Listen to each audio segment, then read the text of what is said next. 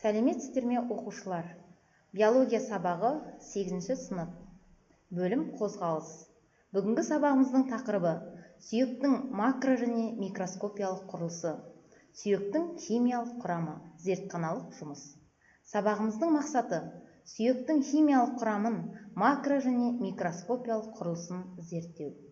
Бүгінгі сабағымызда танысатын негізгі ұғымдар: эпифиз, диафиз, остеон, остеоцит, остеобласт, остеокласт, бейорганикалық заттар, органикалық заттар. Сүйектің қандай қасиеттері болады?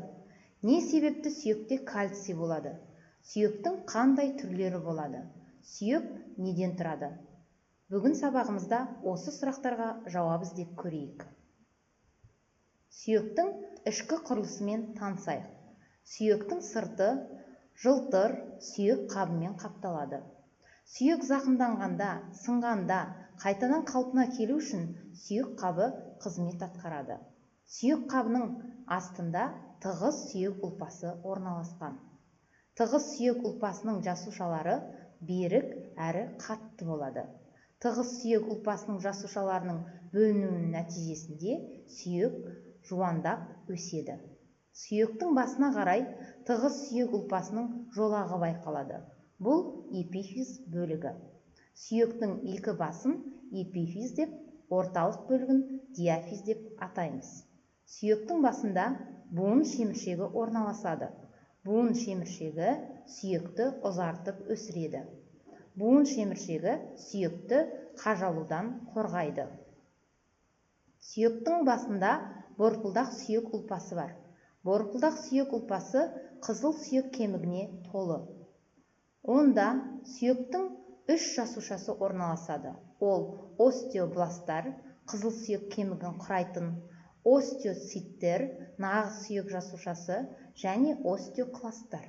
Остеокласттар шеміршек ұлпасын бұзады. Ол кальцийдің сүйекке сіңуіне қамтамасыз етеді.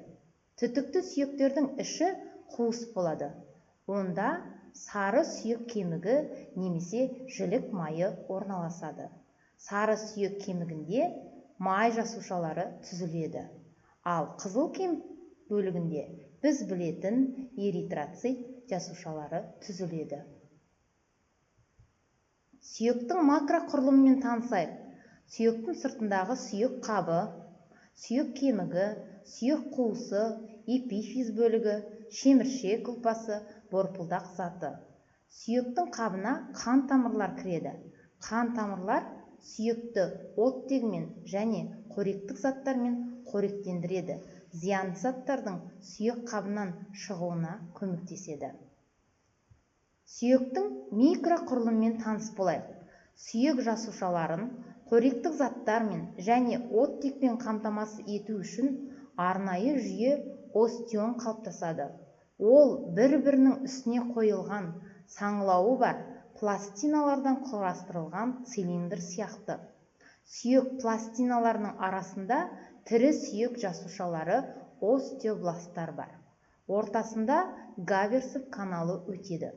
Осы канал арқылы сүйекті қоректендіріп, оттегімен қамтамасыз ететін қан тамырлар өтеді. Құрамында коллаген талшықтары болады.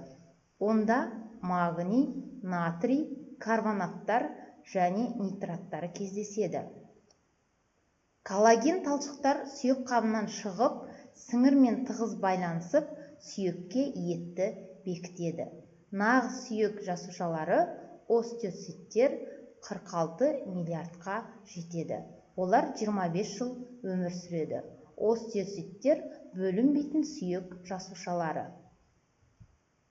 3 сүйекті қарастырайық. Эмбрион сүйегі, жас ағзаның сүйегі, ересек ағзаның сүйегі. Эмбрион сүйектері негізінен шеміршектен тұрады. Шеміршектердің саны 300-ден астам. Сүйектер сүйектенген кезде шеміршектер бірігіп 200-ден астам сүйекті құрайды. Өсе келе кальцийдің қатысуымен сүйектену жүреді. Жас ұлғая келе сүйектің серпімділігі мен мықтылығы кальцийдің сүйекке өтпеуіне байланысты біртіндеп жойылады. Сүйектің макроскопиялық және микроскопиялық құрылысымен танысып көрейік. Алдымызда сүтқоректі жануарлардың және құстардың табиғи сүйектері, күйдірілген сүйектері және қышқылға салынған, күкірт қышқылына 1-2 күн бұрын салынған кальцийсіздендірілген сүйек берілген. Табиғи сүйектің құрамында органикалық және бейорганикалық заттар болады. Және табиғи сүйек мықты, қатты. Сүйектің екі басынан эпифиз бөлігін, ортаңғы диафиз бөлігін байқаймыз. Түтікті сүйектердің іші қуыс болады. Мына менің қолымдағы бұл құстың сүйегі, құстардың ішіндегі қаздың сүйегі. Табиғи сүйектің бастапқы бөлігінен шеміршек пластинасын байқай аламыз және сүйек кемігін байқаймыз. Ал күйдірілген сүйекті алайық. Күйдірілген сүйектің құрамында органикалық заттары жанып кеткендіктен минералды заттар сүйекке қаттылық қасиет береді. Және күйдірілген сүйек қатты, морт, сынғыш, иілгіштік қасиеттер жоқ. Себебі оның органикалық заты жоқ. Ал қышқылға салынған сүйекті алатын болсақ, қышқылдың әсерінен сүйектің құрамындағы минералды заттар кальций қышқылдың әсерінен еріп кеткендіктен ол сүйек өте иілімді. Яғни қышқылға салынған сүйекті біз оны иілдірте де, майыстырда да және де түйін-түйеде аламыз. Сондықтан оның құрамындағы кальцийден айырылған кезде сүйек осындай құрылысты болып қалады. Сүйектің микроскопиялық құрылысына тоқталайық. Алдымыздағы остеонның макеті. Яғни сүйек пластиналары бір-біріне киілген цилиндр пішіндес. Онда остеоцит жасушаларымыз орналасқан. Остеоцит жасушалары талшықтар арқылы бір-бірімен байланысады. Және айтып кеткеніндей, остеоцит жасушаларының саны 46 миллиардқа жетеді. Остеоциттер 25 жыл өмір сүреді. Ортасынан Гаверс каналы арқылы өтетін қан тамырлар лимфа жүйесі бар. Осы қан тамырлар лимфа жүйесі арқылы сүйекті оттегіменен және қоректік заттармен қоректендіреді. Сонымен біздің табиғи сүйектеріміздің құрамында органикалық та бейорганикалық та заттар бар. Ал күйдірілген сүйектің құрамында тек қана минералды заттар, бейорганикалық заттары бар.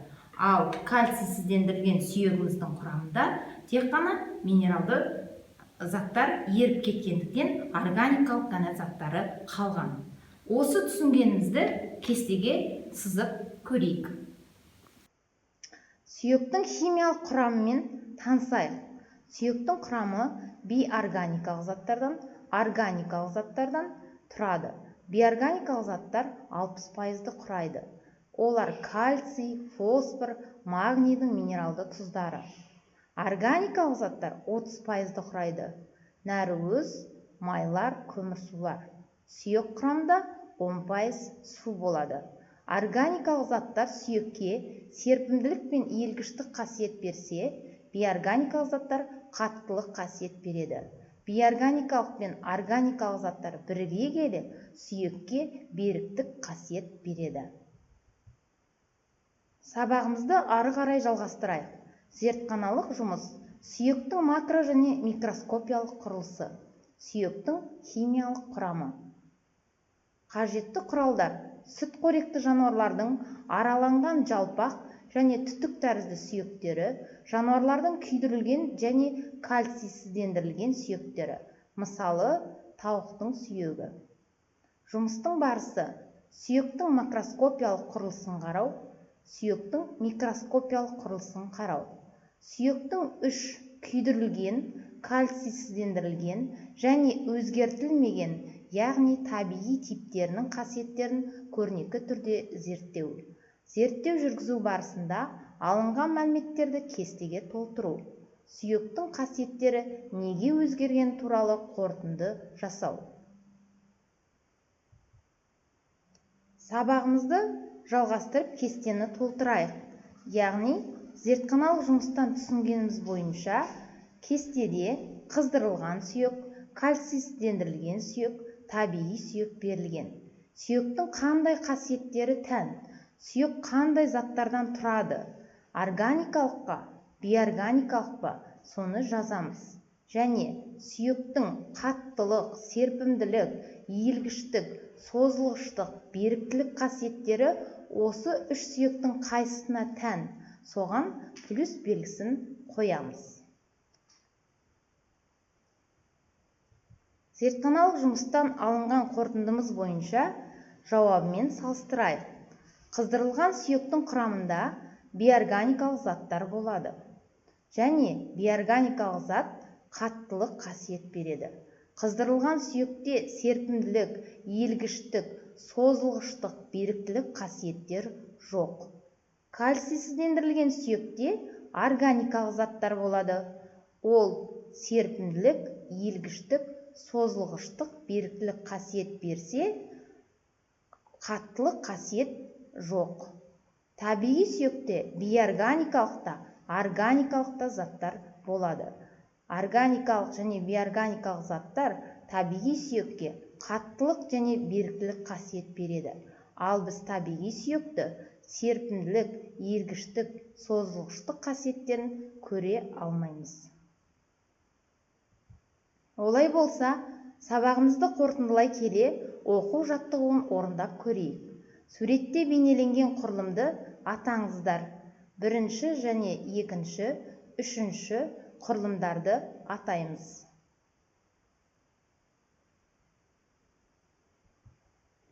Ал енді жауабымен салыстырайық. Бірінші остеон, екінші гаверсов каналы, үшінші остеоцит жасушалары. Сонымен, бүгінгі сабақта біз сүйектің макро және микроскопиялық құрылысын, сүйектің химиялық құрамын анықтадық. Олай болса, сабағымыз аяқталды. Сау болыңыздар.